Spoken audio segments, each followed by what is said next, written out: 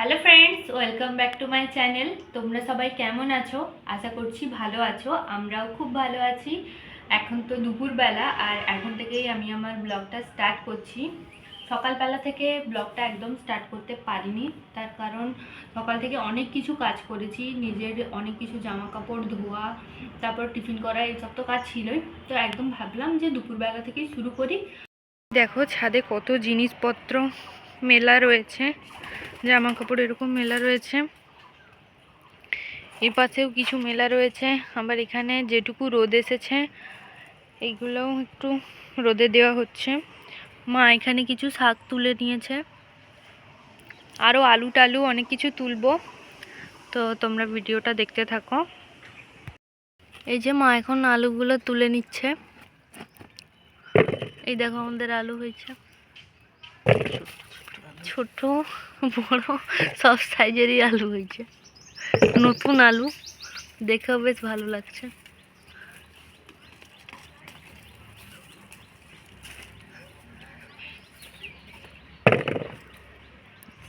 এই আলুগুলোতে হয়তো সূর্যের আলো লেগে গেছে, তাই এরকম সবুজ হয়ে গেছে।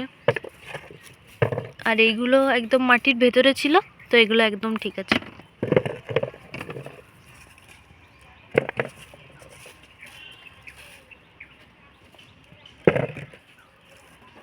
আর আছে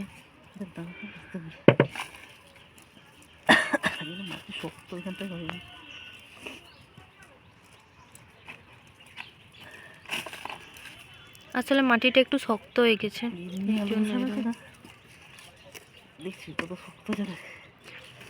আমাদের বাড়িতে যে আলুগুলো ছিল ওইগুলোরই গাছ বেরিয়ে গেছিল, ওইগুলোকে এনেই এখানে বসিয়ে দিতে এই যে আলু হয়েছে। এবারে আলু গাছ লাগিয়ে খুব কাজের কাজ হয়েছে। অনেক শাক খাওয়া হলো, তারপর আবার এরকম আলু পাওয়া গেল। সেটা তো আমাদের এদিকে যেহেতু অনেক হনুমান আছে, তো অনেক ক্ষতি করে দিয়ে যায়, সব ফল সবজি যা হয় খেয়ে নেয়। কিন্তু এই আলু গাছ লাগানোর পরে দেখলাম আলু শাকও নষ্ট করেনি, আর আলু তো মাটির নিচে আছে, তো ক্ষতি করার কোনো চান্সই নেই। এই যেগুলো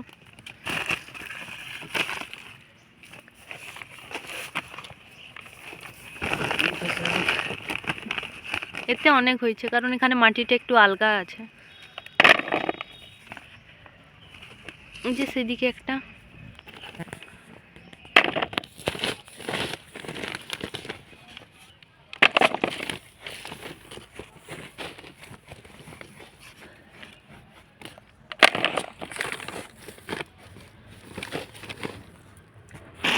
আর আছে নাকি আলু খুঁজে পাচ্ছি না, এই জন্য এটা একদম ঢেলে দিয়ে দেখতে হবে। এখানে তো নারকেল ছিদ্র দিয়ে দিয়েছে। এই যে আরো পাওয়া গেল, এখনো পর্যন্ত এতগুলো হয়েছে। ওই তো ছোট একটা,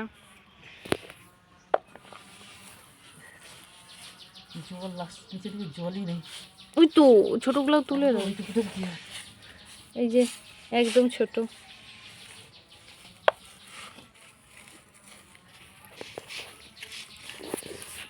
এই যে এখনো পর্যন্ত সব থেকে বড় আলু হলো এইটা সব থেকে বড়। এরপরে তো এই সাইজের আছে, তারপরে তো একদম এইরকম ছোট ছোটও আছে, সব সাইজের আলুই আছে। এই যে এখানেও কিছু আলু গাছ আছে।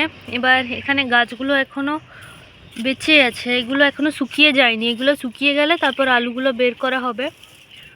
তো আমরা দুটো জায়গা থেকে আলুগুলো বের করেছি, তাতে মোটামুটি আমাদের খাওয়ার মাপে হয়ে যাবে। আর এগুলো এখন ঠিক করে শুকিয়ে যাক, তারপরে তোলা হবে। এখানেও আলু গাছ আছে, আবার আরও একটা জায়গায় আলু গাছ লাগানো রয়েছে। এই যে এরকম আলু, এখানে যেহেতু জায়গাটা বড় আর মাটিটাও একটু আলগা আছে, এখানে একটু মোটামুটি ভালোই বড় বড় আলু হয়েছে। এই যে এই গাছটা শুকিয়ে গেছে, আর এই গাছের নিচে যে আলুগুলো হয়েছিল ওইগুলো তুলে নিল মা।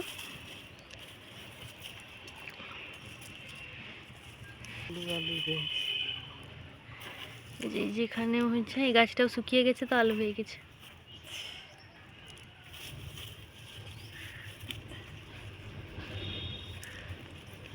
ওই যে বেশ থাক, অনেকগুলো হয়ে গেছে। এই গাছগুলো মরলে আবার তখন করব। এখানেও আছে আলুগুলো, দেখা হচ্ছে।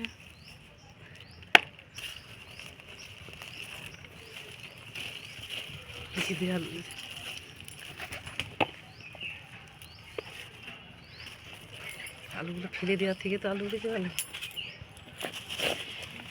ওটাই।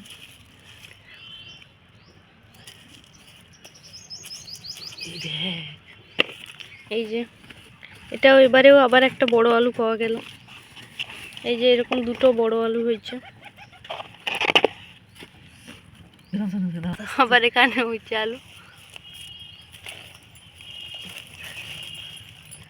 এই দেখ কত আলু রে এই গাছটায়। এই দেখ এই গাছটা থেকে বড় বড় আলু পাওয়া আলু গেছে। ছিল না, তুললে ঠিক ছিল না। বাবা কিছু দিয়ে দিল আলু, আমার মতো ঠাকুর গাছের আলু।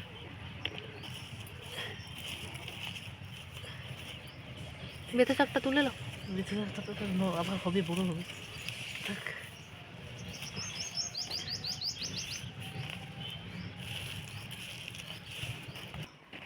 দেখো এগুলো ধোয়ার পরে কতটা সাদা দেখাচ্ছে, বেশ সুন্দর। যে একটু মা ধনেপাতাও তুলে নিচ্ছে।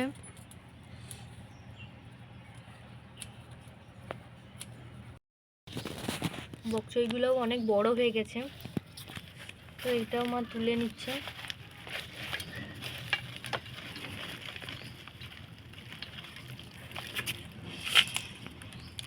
এগুলো যত নরম হবে ততই খেতে ভালো লাগবে।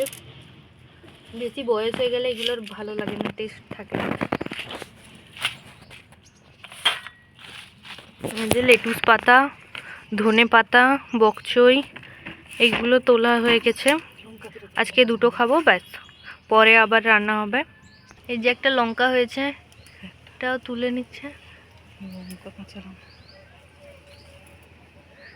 একটাই ছিল মনে হয়, না না আছে, তবে ওইটা পেকে গেছে আর কি। এই যে আমাদের আমড়াগুলো অনেক বড় হয়ে গেছে, এগুলোকেও তুলে নেবে।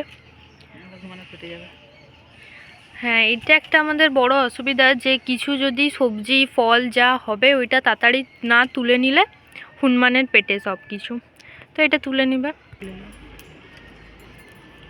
যে একটা, আর এই আমড়াগুলো না খুব মিষ্টি, আমাদের এটা মিষ্টি আমড়ার গাছ, টক নয় এগুলো।